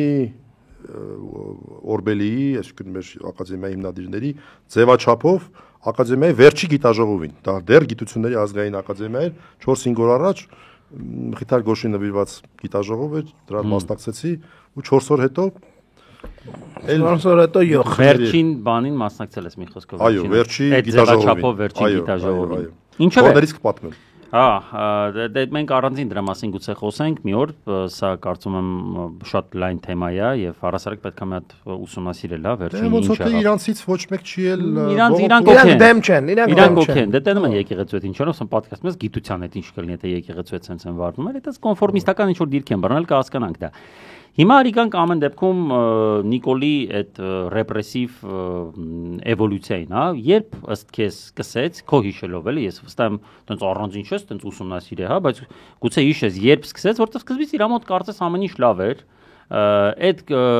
երևի Ռոբերտ Քոչարյանից, հա, տենց մասը մեծ բանով, մեծ գործառը, չէ, թեպետ սկզբից էլ կային այդտեղ ձեր բաներ, ձերբակալություններ, բաներ, ամենասկզբից ինքը եկավ այդ ալիքի վրա, քանի որ սկզբից կարծում եմ պարտադրված էր որոշակի ինքան էլ ինքը իր խոսքերին տերկայնելու համատեքստում մենք ասում ենք հեսա գալու եմ թալանչիներ բանման գոնե մի քանի բան պետք է աներ մենք հիշում ենք հա Խաչատուրովին առաջին օրերին Դավիթին Համբարձումյան մի քանի օրվա մեջ կատարվեցին գործողություններ որոնք գուցե հիմա եթե ուսումնասիրենք մանրամասն դա էլ քաղաքական հետապնդման էլեմենտներ ունենար եթե ոչ մաքուր քաղաքական հետապնդում հա բայց դա ոնց որ իրա տենց քարոշչական նարատիվների ոնց որ որպես սնուցում ինքը կարծում եմ արեց, այլ ոչ թե որպես տենց հստակ ծրագրավորված ինչ որ բան, որը որ հիմա է, հա, ոնց որ ես ոնց տեսնում եմ հիմա ավելի շատ տենց գլոբալ ոնց որ ծրագրի մաս է, այն ժամանակ ինչ որ հատուկեն դեպքերով առանձին միջև գուցե Քոչարյանի ամենա տենց խոսուն մասը։ Ըստ քեզ երբ սկսվեց, հենց առաջին օրվանից էր դա կատարվում, թե չէ, եւ առասարակ ոնց էր տեղի ունենում իր էվոլյուցիան։ Դե առաջինը երկրորդ նախագահի գործն էր, բայց ես շատ ավելի քիչ լուսաբանված, բայց որպես բնորոշ երևույթ կարծում եմ ոչ պակաս կարևոր էր Արսեն Բաբայանի, իրավապաշտպան Արսեն Բաբայանի կառավարումը։ Հիշում ես։ Բա Արսեն Բաբայանը նիկոլական ռեժիմի առաջի բաներից է, թիրախներից մեկն է եղել։ Ես հիմա որպեսի այսօրվա եւ այն ժամանակվա տարբերության կոնտրաստի ողջ խորությունը ցույց տամ, ասեմ, որ իրանց պատգամավորները ոտու ձեռ էին ընկած, տարբեր մարդիկ էին մեջ գցում, որ դե չես, չի կարելի։ Սիրուն չի Արսենի թեման, չէ՞։ Հա, սիրուն չի, էս չի, այն չի։ Իտոգում բաց թողեցին երկու անձանց երաշխավորությամբ, որոնցից մեկը Լուսահոգի Ավետիք Իշխանյանն էր, իսկ մյուսը գիտես ով էր։ ԿՊ-ական Վլադիմիր Վարդանյան։ Չէ, ԿՊ-ական Սիսակյանը, Սիսակ Գաբրելը։ Հա, ոչ ոք։ Հələ Վազգենը ստեղա դու ես խառնում ազգանունները։ Ես էլ եմ ազգանունը անում էլ։ Գաբրելը, Սիսակյան Գաբրելը։ Ոչ ոք։ Սիսակ Գաբրելը։ Սիսակ Գաբրելը։ Այնքան վաղուց չէ հիշել նրան։ Ես խառնվեցի Սիսակյան։ Սիսակ Գաբրելը։ Հա, ընդ որում, դες չի որ տենց ինքը անձնական կարգավիճակով էր, այլ դա ավելի շատ այդ ֆրակցիան էր, որ դες չի կարելի էլի ախր։ Այսինքն իրանք դեռ այդ իրանց այն հին մտածողության որոշակի բաները, որ դե նորմալություն կար ինչ որ։ Հա, իտո արդյունքում ինչ ստացվեց։ Արսենի վերաբերյալ էս աբսուրդային գործը քննվեց իշխանության Արսենին համարում են իշխանության հյուրաստող էր։ Իշխանությունը հյուրացրել է։ Հա, էլի, ասես ինչ-որ խտալը։ Իշխանությունը հիմա արդարացրեցին, չէ՞։ Ու արդարացվեց վճռաբեկով բանով։ Ինչքան նստեց Արսենը։ 20 օր ոնց Քանի կարող է։ Հա, 20 օրից ու այդ ժամանակ իրանց վերաբերմունքն էր ուրիշ, այսինքն իրանք հասկանում են, որ չի կարելի այդ ամոթի կտորը կար։ Ես չգիտեմ թե սա էլ հիշում եք այն ժամանակ Սահմանադրական դատարանը գրավելու ընդհանուր այս տրամաբանության մեջ էր։ Այո, Սահմանադրական դատարանն էին բանում, Հրայր Թովմասյանի տակն էին փորում այդ ժամանակ։ Այդ տրամաբանության մեջ էր իրանք այդ գծերը քաշում էին, էլի, բայց իրանց մարդիկ դեռ հələ ամոթը չէին կորցրել։ Կոնկրետ ոչ թե Սիսակ Գաբրելյան, չէ։ Ոչ թե Սիսակ Գաբրելյանը իր անձնական բաններ էլ դրել էին ինչ-որ մի քանի օքով ասել էին, գնացել են հավանաբար հետները խոսել են, արա ասել են, ոնց կլինի, ասենց ակնհայտ մարդուն շարով մեկ տալիբան եւ այլ։ Իսկ այսօր հələ թող մի Սիսակ Գաբրելյան կամ Գաբրել Սիսակյան կամ որևէ քպականի մտքով անցնի, որ մի կես տար ասի, որ կովանցնի չարթարացնի, ախպեր, ստատուս չգրի, հա։ Ասի, որ էս ինչ ա բան։ Դա ձեռպա մնալ այլ կարելի։ Հա, կեթաս կգրես, ես եմ քեզ բարձրացրել։ Այս անաստաֆերմայի տրամաբանությունը էս։ Բայց դու լավ հիշացրիր Արսենի кейսը, ես մոռացել եմ Արսենի кейսը։ Արսենը առաջինն էր, ես հիշում եմ, ու դրանից հետո երկար ժամանակ իդեպ արի արձանագրենք, որ մինչև 20 թիվը, մինչև պատերազմի խայտարակ ավարտ, այդ process-ը չսկսեց տենց թափ չհավաքեց, կոպիտ ասած, մարդիկ չեղան, որ նոր քաղբան տարկյալներ լինեին, ու խոսքի համար էլ դեռ ոչ մեկ չկար, իդեպ էլ ֆիքսենք, էլի։ Եթե չեմ սխալվում, խոսքի համար ես չեմ հիշում այդ ժամանակ, որ բաներ լինեին։ Դե խոսքի համարը սկսեց, որտեվ պատերազմի ժամանակ երբ այդ նոր օրենք ընդունեցին, հա, որ չի կարելի խոսել, քրեական գործերը հարուցեցին, հետո քանդվեց այդ քրեական գործերը, քանի որ Սահմանադրական դատարանը ճանաչեց հակասահմանադրական, բայց այդ բանը մնաց իրանց մեջ, այդ որ խոսքի համար կարելի է գլոբալ առումով, պրոստը պետք է հիմա ուրիշ հոդվածի տակ մտցնել։ Ու եկավ 21 թիվը։ 21 թվին արդեն ընդունեցին Քֆուրի օրենքը, 21 թվին։ Այո, Քֆուրի օրենքն ընդունեցին, ու Քֆուրի օրենքը առաջի մասսայական խոսքի համար ձերբակալությունների հիմքը դարձավ։ Այո։ Այսինքն այսպես կոչված ծանր վիրավորանք կոչված, որը հարյուրավոր մարդկանց վրա տարածվեց։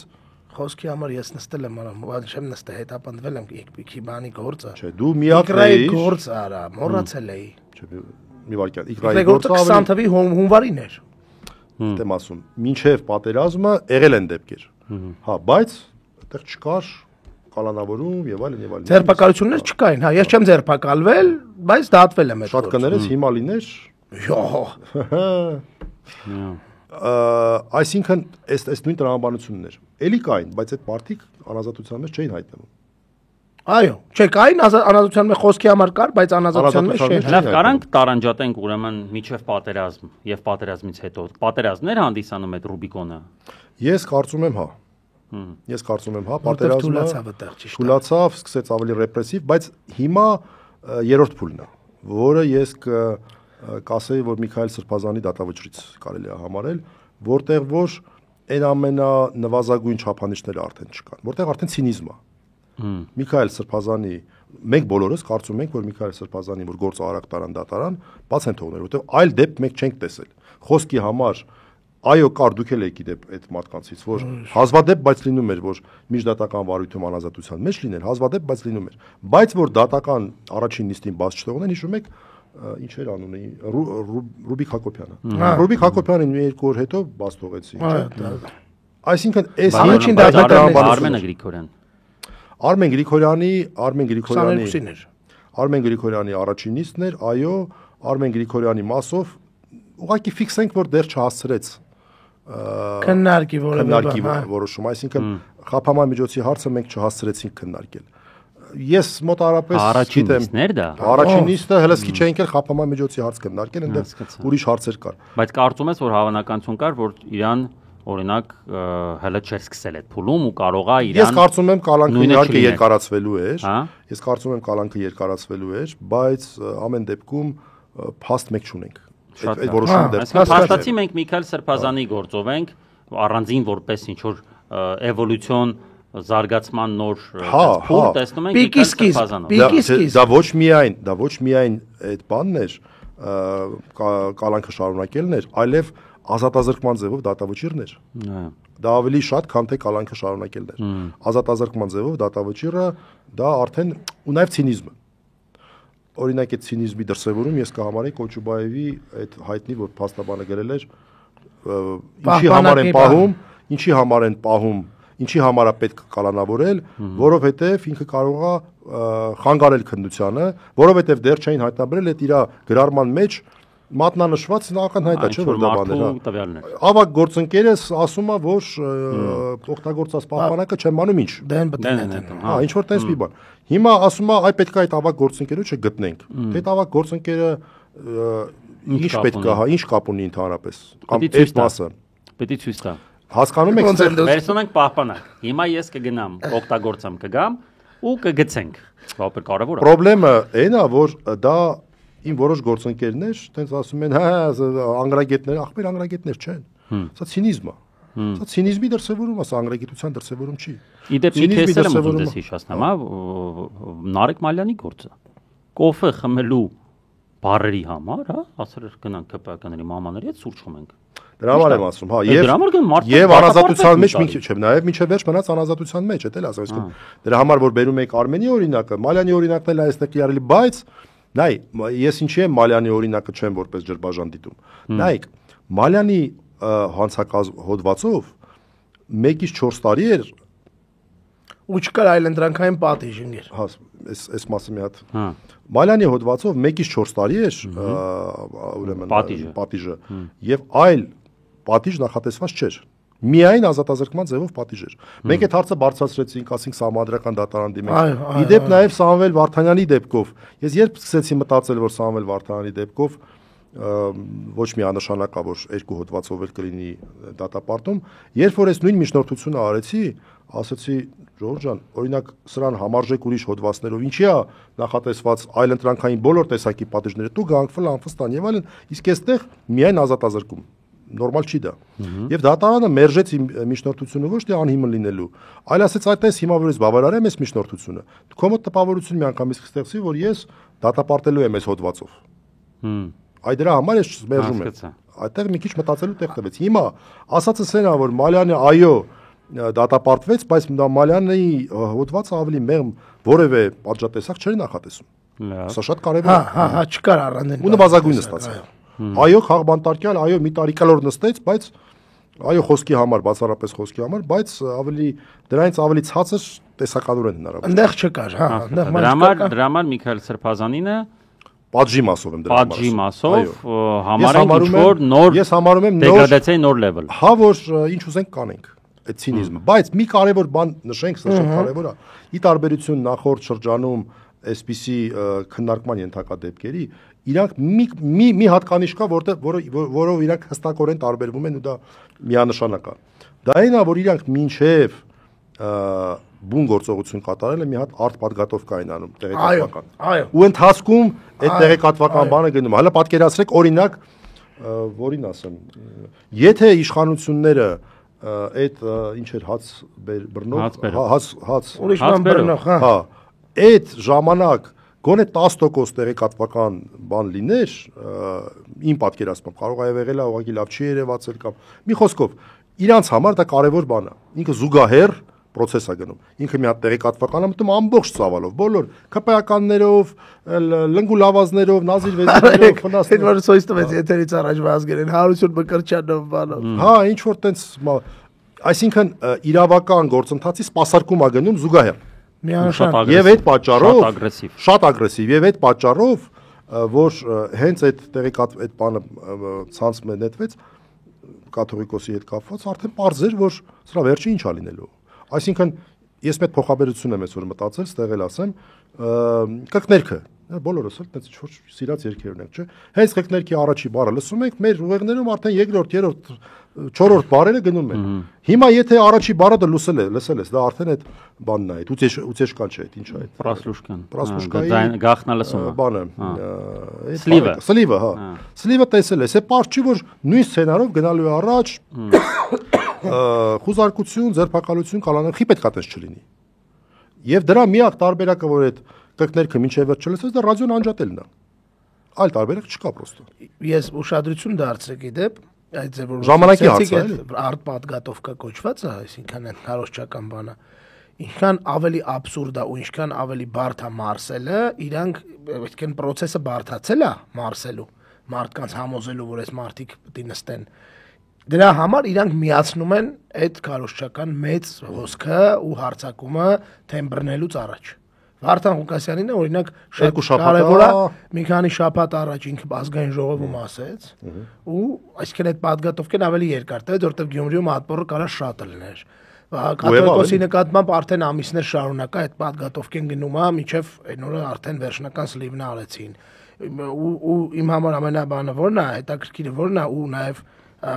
պատահական էր ֆիքսել այդ կամերան, դրել էին, չգիտեմ ում կամերան էր ֆիքսել, երեք չի առաջին օրը մինչև Վատիկան գնալը, սա գնում է ինչ-որ միտեղ, ինչ-որ պապիների է հանդիպում, այս պապիներից մեկը ասում է, ակնհայտ էր, որ իրաց կամերան չէ, որտեղ ժողովրդից մեկի կամերան էր, ինքը լավ չէր երևում, ասում է, այս ինչը բա, ես իմում չեք բռնե, ես իմիշ չեք արե բանման, ասում է, հանգիստ, սաղին է սա հերթով բռնում ենք, բառացի Նիկոլ Փաշինյանը իրա բերանով, սաղին է սա հերթով բռնում ենք, այսինքն իրանց մոտ կա այդ բանը, հա, համ ծրագիրը կա բռնելու հստակ, համ այդ բռնելու մեջ կան տարբեր գրադացիաներ, ում ոնց բռնենք, ինչ կլինի, ինչքան շուխուր կլինի, ոնց կլինի, ու նաև կա դրան համապատասխան քարոզչական, նախապատրաստական խմբակ, որը որ հարցակվում է ու սկսում է արդարացնել այդ, այո, արդարացնել այդ ամեն մեկին հարճակել հանցագործ, ասել ոնց ախպերն կաշառք էր վեկալում, արա, այս ինչը սենց էր անում, այսինքն այս բանը իրանց մոտ արդեն դարել է հմտություն։ Հետո գիտես ինձ թվում է ինչով է իրանց մոտ ինչի ակտիվացել այդ ներքին այդ ամեն ինչը, որովհետև կարծես թե արդեն իրանց մոտ ներքին կոնկուրս է գնում, թե ով է բարձր դիրքեր զբաղեցնելու ուրեմն էկողընտրություններում կամ առասարակ նոր ձևավորվող այդ ցանկում ու բարձ դրածա կանոնները, որ եթե դու չես սպասարկում մեր այս նարատիվները, ուրեմն դու չես կարա ձգտես լինել ինչ որ բարձր մակարդակում։ Օրինակ ով կարող պատկերացնել, որ այդ Արթուր Հովանիսյանը, հա, ինքը տես ամենաբան կերպարներից է, որը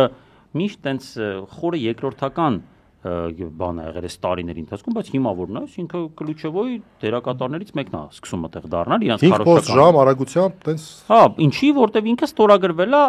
ամեն ինչի տակ այսինքն իրան հիմա ստանում է տեքստը այդ տեքստը ինքը արտաբերում է անկախ նրանից թե դրա բովանդակությունը ինչն է մենք գիտենք որ դրանց պես կա մեկ հանդիպում են դեպքեր օրինակ ես Վարդանի դեպքով ես տեսա Ղուկասյան ինչ որ աղջիկներ ում ես չգիտեի ԿՊ-ական պատգամավոր ու չգիտեմ որտեվ տենց աղջիկներ ինչ որ տենց ոչ այդքան ակտիվ են, հա, բայց ստեղ արդեն հասկացվում է, որ իրանք տեսնում են, որ ով որ ակտիվ սպասարկում է քարոզչական թեզերը առաջ է գնում։ Հիմա նաև կոնկուրս են ցանցած։ Ինքը կոնկուրս է հայտարարել, էլի, բնական կոնկուրս է, նայեք, էս է մեր քաղաքական գիծը, մենք գնում ենք այս ուղղությամբ։ Եթե դուք վերապահումներ ունեք կամ ակտիվ չեք մասնակցում, հա, այս ամեն ինչի մեջ, չնեղանակ, հա։ Չնեղանակ, դուք ուրեմն դուրս հավաքում եք, ամեն գրառումը ըստ լայքերի։ Ուշադրություն դարձրու YouTube-ը վերջերս փոխել է կոմենտներում ամեն մեկ որ գրում է բաներ տալիս, չէ, աչոկ է տալիս։ Ով ինչքան շատ կոմենտ է գրում, այդքան աչոկ է տալիս, ով փողափոխանցում է աչոկ։ Իրանն էլ է տենց, ապա իր մոտ ստատուսներն է աչոկով։ Աչոկները դրած լայքերը, բաները։ Լայքերը ինչ հիմարություն կասես, ինչքան ակտիվ կգոռաս, օրինակ երեքը մեկով ազգերի ցույց տված այդ բանը։ Դեցիբելով աշխուժակը բաներ անում, չէ, տենց ճղում էր համապատասխան դա արհեստական էր ախպեր ընդհանուր առմամբ, բայց ինքը ցույց է տալի, որ ախպեր ջան, ես զինվոր եմ, որը լուբոյ բան պատրաստ է անի, որպեսզի էկողընտրություններում զբաղեցնի իր տեղը ու հետ են մնացել են նախորդ ակտիվ շատ ներկայացուցիչներ, հա, օրինակ տենց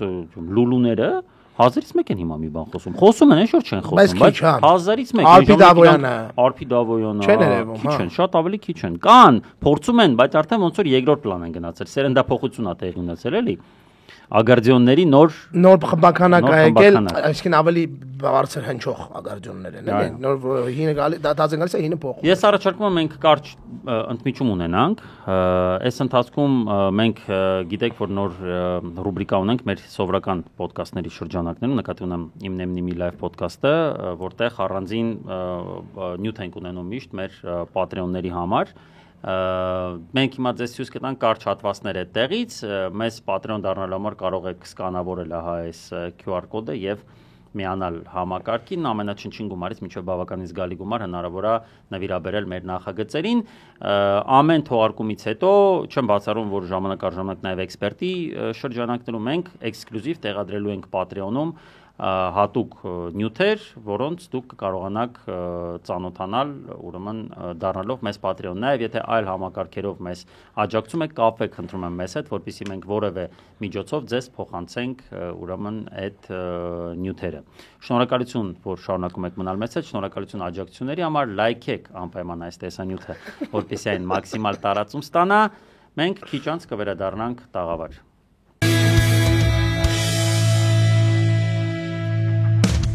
Մեզ հիմա դիտում են բացառապես են մարդիկ, ովքեր աջակցում են մեզ ֆինանսապես։ Մենք մերոնցով ենք, կարելի ասել տնական բան վիճակ է, էլի։ Նաև այստեղ մենք կարանք ասենք շատ բաներ, որ եթերում չենք կարող ասենք։ Սա մեր շնորհակալությունն է ձեզ, որովհետև հենց ձեր աջակցության շնորհիվ է, որ մենք հանդիսանում ենք այսօր ռեալ գործոն լրատվական քարոզչական դաշտում։ Ես անկեղծ սպասում ունեի Արմանիս Թաթոյան, երկար ժամանակ սպասում ունեի Արմանիս Թաթոյան։ Չկար ձվերի դեֆիցիտ։ Այդպեսին էր վերնագիրը Փահլևան Թաթոյանի հարցազրույցի։ Իխիա ինքը Փահլևան, ու ինքը անդադ մտածում է բոլորին հաճոյանալու մասին։ Օրինակ ինչ որ պաշտոնյա գա ու սկսի մեզ հետ մրցել, իբրև ընդդիմադիր, ասի ախպեր ջան, ես որ ընդդիմադիր եմ, ես այլ ասել եմ, որ ապա Նիկոլը տղա է։ Արման Թաթոյանը ունի տղամարդկության դեֆիցիտ։ Այս տղեն ունի վճռականության դեֆիցիտ։ Ու ես դա իզուր չեմ ասի։ Եթե դու այդ տղեն ես, որը հիմա պետքա դիստանցավորվես կամ որակումներ տաս նման իշխանությանը, դու ո՞նց է իր այդտեղ փոխնախարար, արա։ Ինչ է նշանակում եղել է կլանային իշխանություն Վազգեն։ Եթե դու պնդում ես, որ իշխանությունը եղել է կլանային, դու պետքա դրանից հետո անկեղծության համատեքստում ասես, որ կլանից դու եղել։ Ես էլ ասենք ես կլանից եմ եղել, բայց հիմա համարում եմ, որ օրինակ լավ չէր, որ կլանային էր։ Ես դուրս եմ եկել այդ կլանից։ Ինչ անում Փահլևան Թաթոյանը, ինչ անում։ Վախում է Նիկոլին գնահատական տա։ Պարոն Թաթոյան, ենթադրենք դուք ուրեմն ստացաք բավարար ձայներ եւ անցաք ազգային ժողով եւ ձեզ հետ անցավ նաեւ Սամվել Կարապետյանի նորաստեղծ այս ուժը։ Եվ որպեսզի Նիկոլից ազատվեք, դուք պիտի հետընտրական կոալիցիա կազմեք։ Կգնաք այդ քայլի, թե չեք գնա այդ քայլի։ Դες ես սատանայի հետ է կկազմեմ կոալիցիա, ախպեր սրանից պետք է ազատվել։ Բայց չի պատասխանել, ոչ մեկս չի հասկացել վերջը, հա թե չէ, ախպեր։ Նիկոլի մասին ինչ կասես, ընկեր։ Սա կեղծավոր մոլորված է, ախպեր։ Բագրատ Սրբազանի շարժման ժամանակ ինձ անձամբ Սրբազանն է պատմել, որ ինքը Թաթոյանին առաջարկել է, որ գա վարչապետի տեխնացու իմպիչմենտի թեմայով, Թաթոյանն ասել է նկատվեց ձվերի կոնկրետ կրիզիս, բացակայություն եւ կարելի է ձու նվիրել Յաչեյկով Արման։ Կարելի է։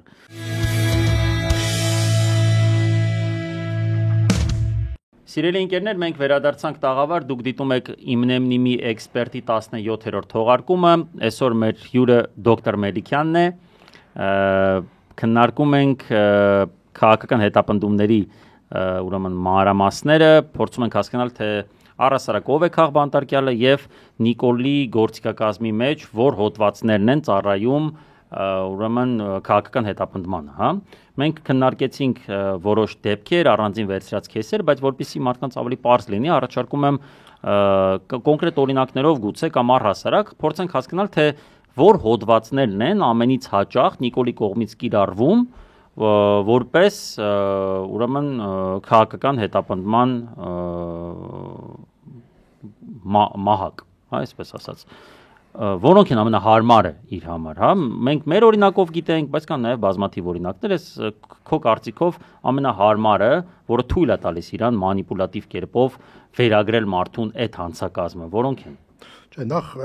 մի քիչ տենց քանի որ դոկտոր ներկայացրեց։ Հա, ծանրացի, դու ծանրացի։ Քանի որ նաև այսօր քննարկեցինք այն որ գիտությունների ազգային ակադեմիան վերացնելուն զուգահեռ նաև բոլոր տեխնացուներին դոկտորի կոչումը շնորհվել, որ չբողոքեք ասում, որ չբողոքեն, դրա համար դոկտոր դիմեցին, հիմա որպես դոկտոր, նորաթուխ դոկտոր, ոչ մի բան չարած, բայց ոչ մի ավել բան չի արել, մարդը դա դոկտոր, արտնացել է դոկտոր, ի՞նչ եք ուզում։ Չէ, եմիջև այդ արել է, բայց դրանից հետո ոչինչ չի արել ու դարել է դոկտոր։ Послушаем авторитетного милиционера. Քրիստոսին տրինջեց։ Իրականում երկու մասի բաժանենք։ Խոսքի հետ կապված եւ խոսքի հետ չկապված հանցակազմեր։ Իրականում նրանք ովքեր որ խոսքի հետ կապված չեն, նույնպես շատ հաճախ բուն նպատակը մարդուն լրացնելն է, օրինակ Աշոտյանի դեպքում, չէ՞, ինչ որ մի հատ եսի ինչ պատմություն էին հնարել իր նախկին գործունեության հետ կապված, որը դե ֆակտո նրան լրացնելու համար էր 2 տարի եւ այլն, բայց Աշոտյանի գործով մենք հանցակազմը այնպեսին չէր, որ խոսքից բխեր, այո, ինչ էր տեղի ունեցել եւ ինչ հա տեղի ունեցել, բժշկականը մեծ օգուտ է ստացել Աշոտյանի գործունեությունից, եթե ինքը դրա հետ կապված է իհարկե, բայց դրա անունը դրել են հանցագործություն, մի գրպանից մյուս գրպանն է պետության, Աշոտյանի գրպանները ոչ մի կապ չեն ունեցել, բայց դրա անունը դրեցին փողերի լվացում եւ այլն եւ այլն։ Հիմա ես փողերի լվացումը հատուկ եմ ուզում քննարկել, որովհետև մի քանի հանցակազմեր կան, որոնք որ հանցակազմեր կան, որ խոսքի հետ չկապված, որոնք որպես լեյբլ են օգտագործվում, հատկապես միջազգայինների հետ շփումներում, որ ասում դու տեսեք ես մարդը փողերի օրինակ լվացման մեջ է մեղադրում։ Դա առաջինը փորձարկվեց հենց Աշոտյանի վերաբերյալ գործով եւ այն անգամ այն աստիճան абսուրդ էր նույնիսկ իրանց նկարագրությունը փողերի լվացման հետ կապելը, որ նույնիսկ իրենց կողմից ընտրված Վճռաբեկ դատանի դատավորը եւ եւս մի դատավոր ուրեմն իրենց որոշման մեջ նշել են, որ չէ, սա փողերի լվացում լինել չի կարող, անգամ հիմնավոր կասկած չկա։ Այնքան ակնհայտ է, որ այստեղ փողերի լվացում չկա, տեսեք, այստեղ մի փոքր դատավարական բան ասեմ, ապացույցներ, որոնց հիման վրա արարքի նկարագրություն եւ դրա գնահատական։ Այս երատար համակարգն է գործում։ Երբ որ դու տանում ես ասում ես մի հատ տեսեք այստեղ հիմնավոր կասկած կա թե չկա, ինքը երկու բան պետք է նայի։ Այն նվազագույն չափի ապացույցները արկա են թե չէ, որպեսզի նկարագրությունը հաստատվի։ Եվ երկրորդ, այդ քո նկարագրածը բռնում է հանցակազմին թե չէ։ Շատ լավ։ Հիմա այդ նկարագրածը չէր բռնում հանցակազմին։ Այդ նկարագրածը փողերի լվացում չէր, որովհետև հանրային մի գրպանից գումարը գնացել էր հանրային մեկ այլ գրպանի ձեռք էր բերվել բժշկականի համար որոշակի տարածքներ, որը մինչև հիմա օգտագործվում է եւ շատ արդյունավետ։ Այսինքն սա որպես լեյբլ օգտագործվեց։ Նույն կերպ որպես լեյբլ է օգտագործում այս հոդվածը փողերի լվացման, նաև հարկերից խուսափման Սամվել Կարապետյանի վրա, որը դեմ փորձում է ինքը դրսին ծախի, որ Ռուսաստան, Պուտին եւ այլն, որտեղ այնտեղ մի քանի кейս կար, չէ՞, Սամվել Կարապետյանի հետ կապված։ Դա չեն, բանի եւ այլն։ Հիմա այդ փողերի լվացումը այն աշճան անհիմն է եղել, որ երկու դատավոր այսքան մեծ քաղաքական ճնշման պայմաններում երկու դատավոր, որոնցից մեկը շատ հայտնի Դոլմազյանը, որը նաև Աշոտյանի գործով է, ինքը նույնպես հաստատել է փողերի լվացման փաստի բացակայությունը, հիմնավոր կասկածի բացակայությունը եւ հիմնավոր կասկածը, որով որ վերջի անգամ մեկ ամսով Սամվել Կարապետյանի կալանքը երկարաձգվեց, բացառապես վերաբերում էր այդ մեր ձևով ասած արտահայտությանը։ Այսինքն մի տարբերակը դա այն հանցակազմերն են, որոնք որ կապված չեն խոսքի հետ եւ շատ ավելի ծանրակշիռ մյուսն է։ Առաջինի մեջ նաեւ այդ աբեկչության նախապատրաստություն կոչվածն է, որը այդտեղ խոսքի հետ կապված չի, այո։ Էլի կապված չի, ինչ որ գործողություն են պլանավորում եւ այլն։ Բայց իհարկե ծանր է, չէ, դրանք որպես հոդվածներ առանձնապես ծանր։ Ամփոփի լվացումը համեն։ Այո, երկուսն էլ առանձնապես ծանր հանցակազմ են համարում։ Սրանք առան գումարենք նաեւ հիմա փաստացի այսօր տեղի ունեցածը կաշառ։ Հա։ Կոռուպցիոն հանցագործությունները կաշառ, ընտրակաշառք կոչվածը, օրինակ տատիկների գործով չէ, ընտրակաշառքի բաներ, Սամվել Վարդանյանի գործով, որը ոչ այնքան էլ խոսքը, այսինքն առերևույթ խոսքեր, էլի խուլիգանության համար գործողություն դիտարկվեցին դա, էլի։ Չնայած խոսքեր, բայց խոսքը իրական միջավայրում էր, այլ ոչ թե սոցցանցային միջավայրում։ Դա էլ դիտենք ինչ որ մի անցումային շրջան, գործողություն եւ խոսք այդ համադրության բանի, հա, բայց տարբերակումը շատ կարևոր է։ Բայց ճնշող մեծամասնությունը խոսք, ճնշող մեծամասնությունը խոսք։ Facebook-յան գրառումներ, ելույթներ տարբեր լրատվականներում։ Արի հիշենք, էլի խոսքով ամենահայտնի кейսը։ Ամենաառաջինը Արմեն Գրիգորյան բնականաբար։ Լավ, այդտեղ իրան վերագրեցին ատելության քարոզ, հա։ Այդ բանը չէ, ինքը որ Առաջի անգամ էր կիրառվում։ Դա այն ժամանակվա հոդվածը քաղաքական բովանդակություն, քաղաքական չափանիշը չէր ներառում։ Դրա համար իրանք արհեստականորեն սարքեցին, թե իբր Արմեն Գրիգորյանը ատելություն էր քարոզում, բանը, որ ասում է բռնվելու բանն է, էլի, աթորից որ չընկնես։ Գյումրեցիների նկատմամբ լինելով գյումրեցի։ Եվ երբ մենք տարանք ապացույց ասեցինք այն գերներ, տեսեք ընդամենը 2 շաբաթ հետո այդ իր հայտնի ձայնագրությունից։ Ինքը հիմա էլ գովում է գյումրեցիներին։ Ասում է ես հպարտեմ ձեր համար, ինչ լավ է վերջապես ես որպես գյումրեցի հպարտեմ ձեր համար, բան, որտեվ ընդ ինչ որ նիկոլական միցինգով վատ էր գնացել, ինչ էր եղել 21 թվականի պատմություն։ Մեկը վերցին մյուսը չէ, այդ ֆորմալ, դաժե ֆորմալ առումով չդրեցին ապացույցների մեջ։ Ես իհարկե սրա մասին հիմա խոսալու ժամանակը չի, որտեվ ես արդեն նախապատրաստել եմ այն ժամանակ, երբ որ այդ քաղաքական ճնշումը չլինի, ես առաջի բողոքը հենց սրանով եմ ներկայացնում, որտեղ Արմեն Գրիգորյանը պետքա շատ արագ արդարացի, որտեղ դա խայտարակություն է ուղղակի, բայց սա որպես ամենավառ օրինակ բերենք խոսքի համար։ Եվ հոդվածը ո՞րն է, կհիշեցնես, ոնց էր կոչվում հոդվածը։ Ատելություն, Հացելի դեմը դրել է սոցիալի համար։ Ես հիշում եմ, որտեղ այդտեղ ինչ որ միջազգային, հա ինչ որ ազգերի միջև տենց որ էթնիկ խմբերով պայմանավոր, էթնիկ քաղաքական խմբերով ատելություն հրահրելը եւ քարոզելը չափանիշները ավելացել են պայմանավորված էթնիկ խմբերով քաղաքականները ավելացրեցին, որ կուսակցականներն են։ Այո, բայց իր ժամանակ կուսակցականը չկար, դրա համար ստիպած արհեստականորեն ասեցին, չէ դու մենք ասում ենք այն գերներ, դաժե եթե այս թեման կա, իր օգտագործած բառամթերքը վերաբերում է ԿՊԱ-ականներին։ Չէ, ասում են բաների։ Բայց այդ ժամանակ չկար քաղաքականը։ Չէ, հələ չէր մտել։ Նոր է դրանից հետո մտցրեցին, որտեղ կարար էր մտցրել։ Մելիքը բան նոր են մտցրել։ Ահա 300 որն էր։ Էսա 329-ը։ Ատելություն, խտրականություն, անհանդուրժողականություն կամ թշնամանք հրահրելուն կամ քարոզելուն ուղղված հրապարակային խոսքը, ինչպես նաև այդ նպատակով նյութեր կամ առարկաներ տարածելը։ Այս հոդվածը։ Այսինքն իրան վերագրեցին, որ ինքը գյումրեցիների նկատմամբ ատելություն է քարոզում, գյումրեցիների եւ արարատցիների։ Հա, օքեյ։ Երբ ամենահայտնի քեյսներ նաև իր աղետալի հետևանքների վերումով։ Բռնության կոչեր, իշխանությունը զավթելու կոչեր, դրանք նույնպես առանձին հոդվածներ են։ Հիշում եք հայտնի ազգային ժողովի հետ քննարկում, երբ բռնության կոչերը նաև էլեմենտ ավելացավ բռնության արդարացում։ Այսինքն դու կարող կոչ չանես, բայց հայտնի է որ դուսեր եկել են որ ասում չէ, մեր երկերը դրատակ չեն մտնում, աղբերս ու ես, մասես ինչ որ բաներ։ Դա միջև պատերազմներ էլի։ Ես իմ արդարացումը չէր ու կոչ իրար հետ։ Հա, բանի մերի դեպքում։ Հա, մերի Մեր Սահակյանի հետ կապված գործով արդարացում եւ բռնության արդարացում։ Բռնության արդարացում եւ բռնության կոչ, օրինակ կո դեպքում երկուսն իրար հետ էր։ Համ կոչեր, համ արդարացում էր դրած։ Հիմա այս հանցակազմը միասնական է, այսինքն սա եղավ 3, չէ՞, բռնության համանդրական կարգը փոխելու կոչեր, որը նույնպես օրինակ դրատակ Միքայել arczepiskoposin հենց այդ չի։ Համանդրական կարգի տապալում ելով է Ռուբիկ Հակոբյանն էր այդ այո։ Հա։ Այո, Ռուբիկ Հակոբյանն էր։ Նույնը դա էր։ Ուրեմն բանը Էդգար Ղազարյանի հոդվածը դատավորների որը աբսուրդ է, հա։ Դատավորների տեղեկատվության հայտնելը, դատավորների քննիչների արատավորող տեղեկություններ հրապարակելը։ Այդ նույն հոդվածն է, որով որ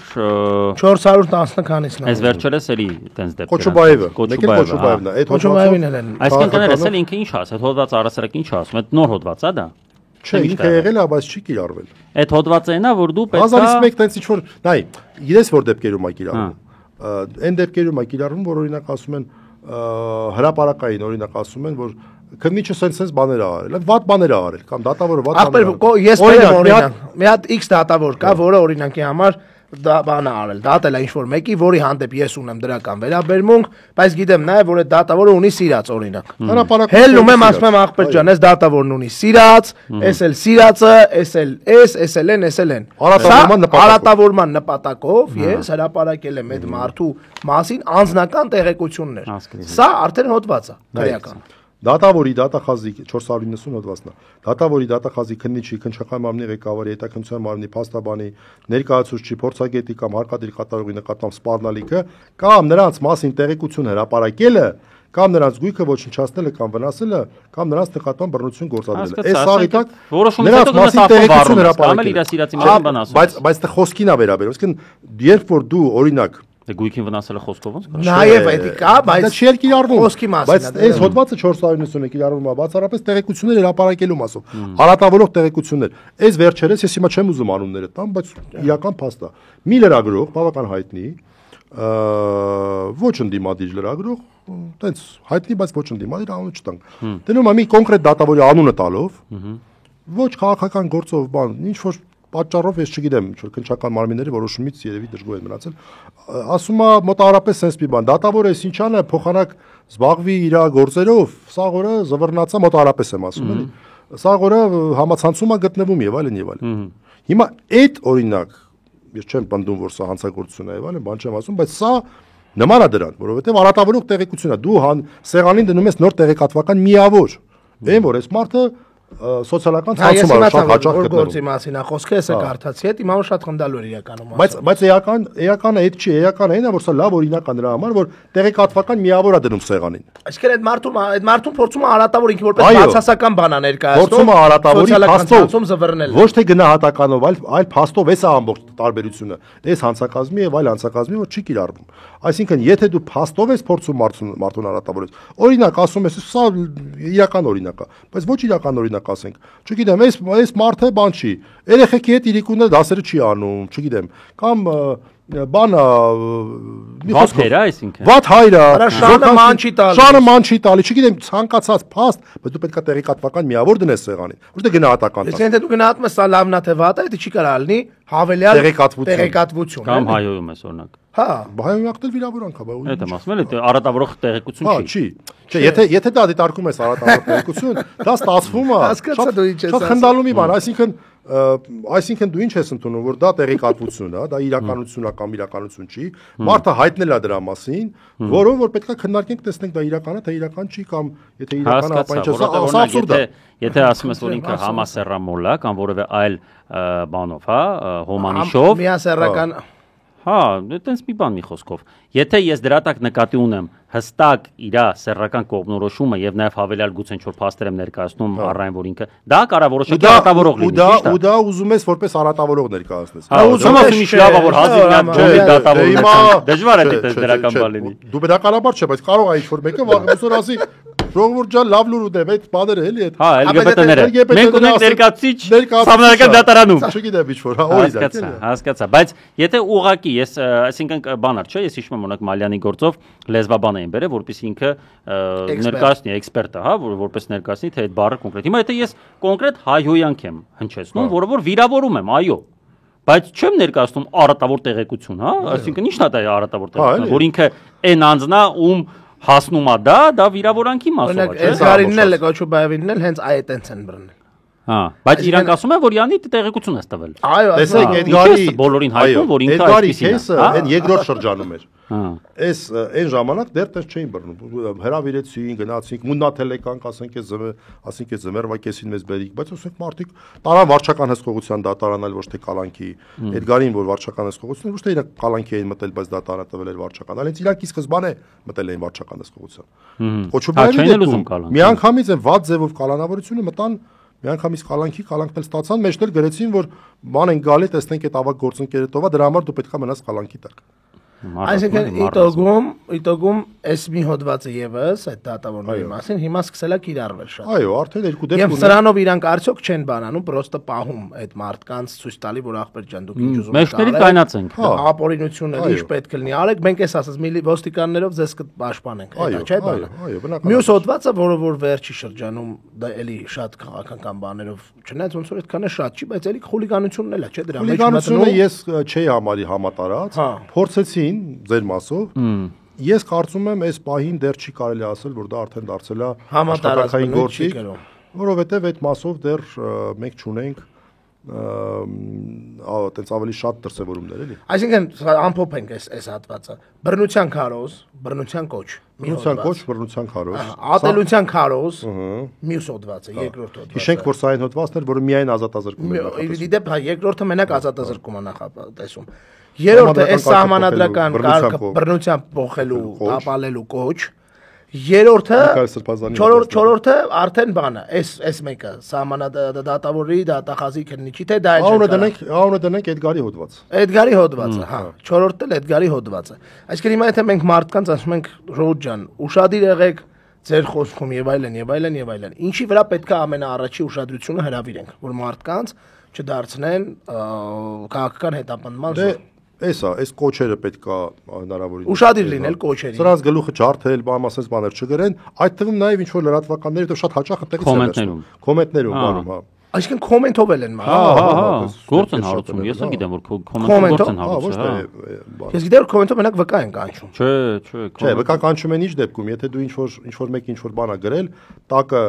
մարդիկ կոմենտ են գրել, կանչում են ասում են դուք ոնց ընկալեցիր այս խոսքը։ Մեր վկաներին համել առասարակ իդենտիֆիկացնում են որ դու քանի որ կոմենտ ես գրել, ըստ այդմ դու լսել ես, ու արի պատմի լսելուց, հա, դա ինչ ես ընկալել են։ Այսինքն գլոբալ առումով հանրային խոսքում ուշադրություն դարձնելը, ուշադրություն հրավիրելը մարդկանց։ Այդ 4-ը մեկներ, ուրեմն տեսեք, քաղաքական գործիչներին այնուհանդերձ խոսքի ազատության շրջանակը ավելի լայն է։ Քննիչ, դատավոր, դատախազ, իհարկե փաստաբաններն իրենք չեն պաշտպանում, ընդհակառակը գետնելու են տալիս, բայց փաստաբաններն էլ են դրա տակ մտնում, որպես մարդիկ, որոնք որ ոչ քաղաքական դերակատարներ են, պաշտպանության մակարդակը բարձր է, դա նորմալ է, բայց աննորմալ է հոդվածների կիրառման եղանակը եւ սխալ մեկնաբանությունը, դոկտորական ասեմ։ Դոկտորսկի։ Լավ, ու որպես ամփոփում, մի հարց վերջնական ամփոփման համար էլի հաղորդման, ես ունեմ այս հարցը, այսօր ես ուղիղ եթերով եմ այդ ասել ու կուզեի քո կարծիքը ստեղ լսել, նաև ելնելով նրանից, որ արդեն դու դոկտոր ես, ինձ թվում է նաև այդտեղ քիչ ավելի բարձրից կհնչի, էլի կարծիքը։ Նաև ինքը հիմա Նիկոլ Փաշինյանը հիմա այս ռեպրեսիաների ամբողջական փաթեթը sense խոտ տալով փաստացի նագրուսկի տակ է դնում բանը իրավապահ համակարգին։ Դու էլ էիր քո խոսքում ասել, որ այդ բան տվողներն են, չմոռանանք, որ այդ բուն գործողություններից բացի ինչ մենք տեսնում ենք, այդտեղ կա խուզարկության թույլտվություն տվող, միջնորդություն գրող եւ այլն անող մարդիկ։ Այս կոնտինգենտին է վերաբերում հարցս։ Ինքը ինտենսիվությունը շատ ավելացրել է, այսինքն օրինակի համար բռնեց սրբազաններին 5 օրվա մեջ, հլտես 5 օրվա մեջ։ Մի հաջորդ օրը միջև այդ սրբազանների թեման սկսում էր տեղեկատվական դաշտում թափ հավաքել, բռնեց Կոչուբաևին այտենց, Կոչուբաևին բռնելուց հետո այդ թեման բան անելու համար միանգամից վեհապարի մասով հաջորդ ձայնագրությունը դրեց, միջև մարդիկ սկսեցին վեհապարին պաշտպանել, ուխտեր թանել դեպի Էջմիածին, ասել մենք քո հետ ենք, ես կոմ, հաջորդ օրը առավոտը բռնեց Վարդան Ղուկասյանին, ու հիմա հարց է թե էլ ինչքան մարդու կբռնեն ստեղ այս ընթացքում։ Ու այս չմոռանանք ասել, որ 23 հոգի առնվազն նաև իր այդ պաշտպանվող տղեկից են։ 23 հոգի էլ այո, այսօր էլ 20 եւ հավելել 23 հոգի ներողություն, որոնց բռնել են այդ թվում Ռուբեն Մխիթարյանը ոչ մեր ձևով շարժման Ռուբեն մեր ձևով շարժման, ոչ թե մեր Ռուբոն, այլ մեր ձևով շարժման Ռուբոն։ Որը ես էլի ծանոթ եմ։ Ես ծանոթ չէի, այսօր իմացա որ կա որտեվ գրել են Ռուբեն Մխիթարյանին, բռնել ռազմատատ են ամեն տեղ։ Ես տեսա Ռուբեն Մխիթարյանը լայվ էր արել։ Հա, որ Ռուբեն Մխիթարյանին բռնել է։ Մեր Ռուբեն Մխիթարյանը լայվ էր արել։ Մյուս Ռուբենի մասով։ Հիմա հարցս իդեպ նաև մոռացանք այդ մյուս հոդվածը անկարգությունները զանգվածային, որը ցույցերի ընթացքում ենք իրար։ Դա առաջին խմբի մեջ, որը կամ զանգվածային են դնում, կամ խուլիգանություն են դնում։ Այդ խուլիգանությունը ավելի հաճախ խուլիգանությունը տեղ են դնում։ Ուրեմն ես ստեղ բերել էի ուկրաինական Բերկուտի օրինակը Մայդանի օրերին, երբ որ ուկրաինական Բերկուտին չէին շահագործում սկզբի ժամանակահատվածում, տենց շատ չէր, հետո Բերկուտի շահագործումը տվեց լրիվ հակառակ արդյունք մարդկանց կողմից եւ այլն։ Ու ասել էի, ու հիմա էլ ասեմ, ճիշտ է մեր մոտ այդ վիճակը չի։ Հա մեր վրա չեն կրակում դեռ մարտական զենքերից դեռ նստեղ կլուչեվոյ խոսքը։ Բայց այս ոստիկանների հանդեպ այսօր ձևավորվում է հանրային բացասական վերաբերմունք։ Այն դատավորները, որոնք որ դա անում են, այդ դատավորների նկատմամբ հաստատ դրական վերաբերմունք չի որ ձևավորվում է։ Ինչքան կարա քո կարծիքով այս բոլտերը ձգելով ինքը համակարգը պահի կայուն։ Ու արդյոք քո կարծիքով ինչ որ պահի այդ համակարգը հենց այդ համակարգը չի փլվելու, որտեվ միակ լեգիտիմության աղբյուրը, որը որ այսօր Նիկոլը ունի իշխանությունը պահելու համար, դա դարել է իրավապահ համակարգը, ուժային համակարգը ոստիկանների գլխավորությամբ եւ դատաիրավական հատվածը, որտեղ որ կան քննիչներ, դատախազներ եւ դատավորներ։ Հա, այս 4 շղթան է մնացել, այլևս ինքը չունի այլ տեղ հենվելու։ Նարեկ ջան, ասացինք, որ այսօր առավոտը դառնանք դոկտոր, բայց ու քաղաքագիտության դոկտոր չեք դառնում։ Ես քո հարցին քո դժվարանա պատասխանել։ Դե դոկտորաբար իրավական տեսանկյունից։ Ռեսուրսը իմանալով, հա, դու ինքը տիրապետում առ ռեսուրսը։ Իրականում ճանաչում ես դու այն համետ քննիչների հոգեբանությունը, որոնք տալիս են դա դատավորների։ Անկեղծ ասած, ես չեմ պատկերացնում, որ ինչ որ տենց ծայրահեղ վիճակում է համակարգը այս առումով, իմ կարծիքով իրանց ռեսուրսը ավելի երկար տանելու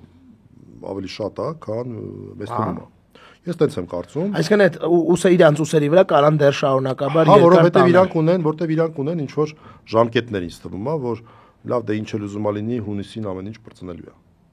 Որտեվ ընտրություններ են լինելու, հեսա նորից կընտրվի եւ այլն եւ այլն։ Ես կարծում եմ իրանք իրաց դրանով են։ Հետ հաշվարկի տրամաբանության մեջ մնաց այսքան օր։ Մնաց այսքան ձգենք։ Այսինքն հիմա անդիմությունն էլ է, խնդրունն է, որ անդիմությունն էլ է հետ հաշվարկի մեջ գլոբալ առումով, չէ՞, ասում ես, ասենք, դաժանենք էլի, ես ասենք միշտ նայում եմ ամսի քանիսն է բան, այն բանտում ոնց որ մարդիկ նստած կալենդար են ջնջում, ես էլ եմ ընդհանուր առմամբ հետ հաշվարկային տրամաբանության մեջ եմ, որտեղ ամեն դեպքում Ռուբիկոն է լինելու այդ ընտրությունները, եթե այսինքն տես, ես ինչի եմ սենց շատերը կան ինչ որ հույսի սխալ տեղեր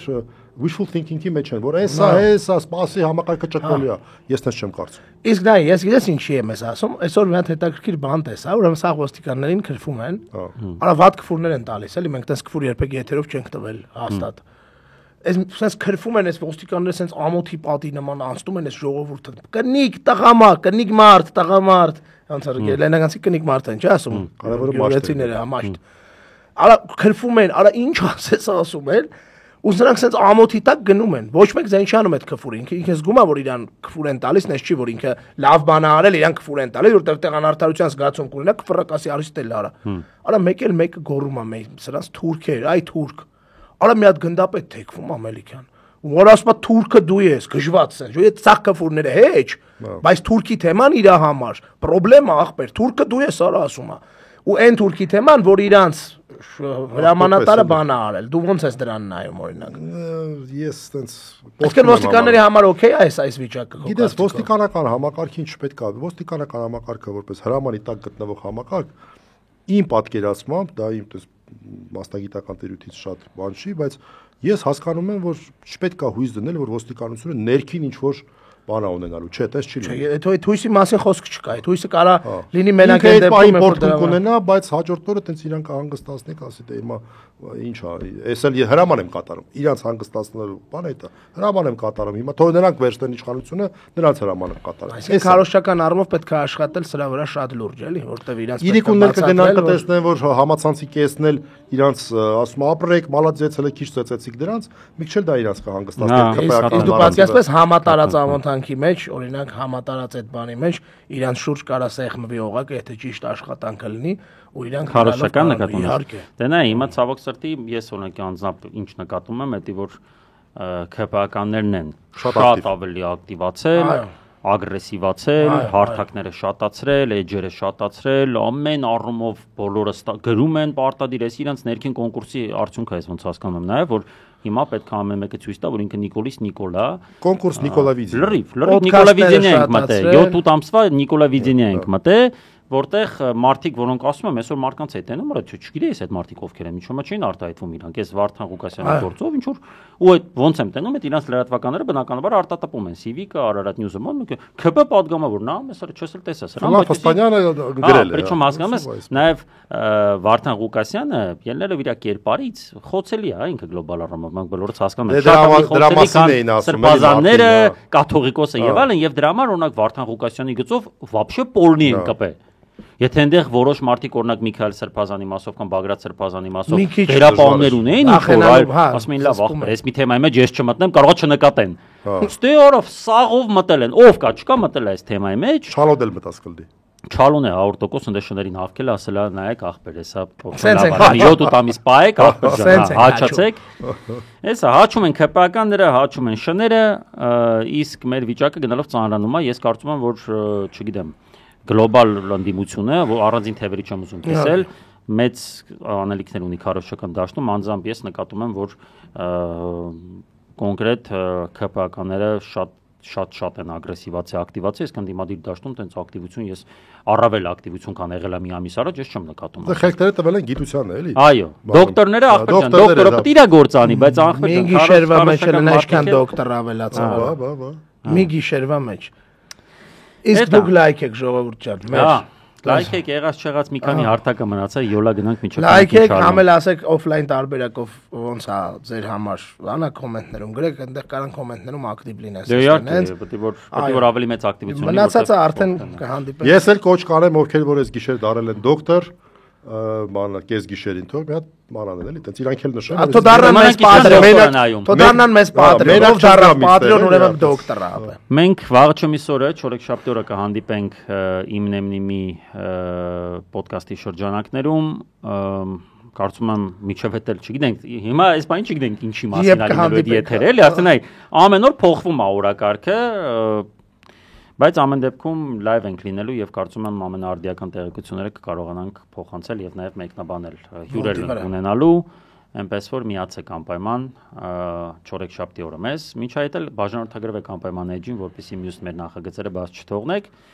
լավ եղեք, որքան դա հնարավոր է, բարի գիշեր։ Բարի գիշեր։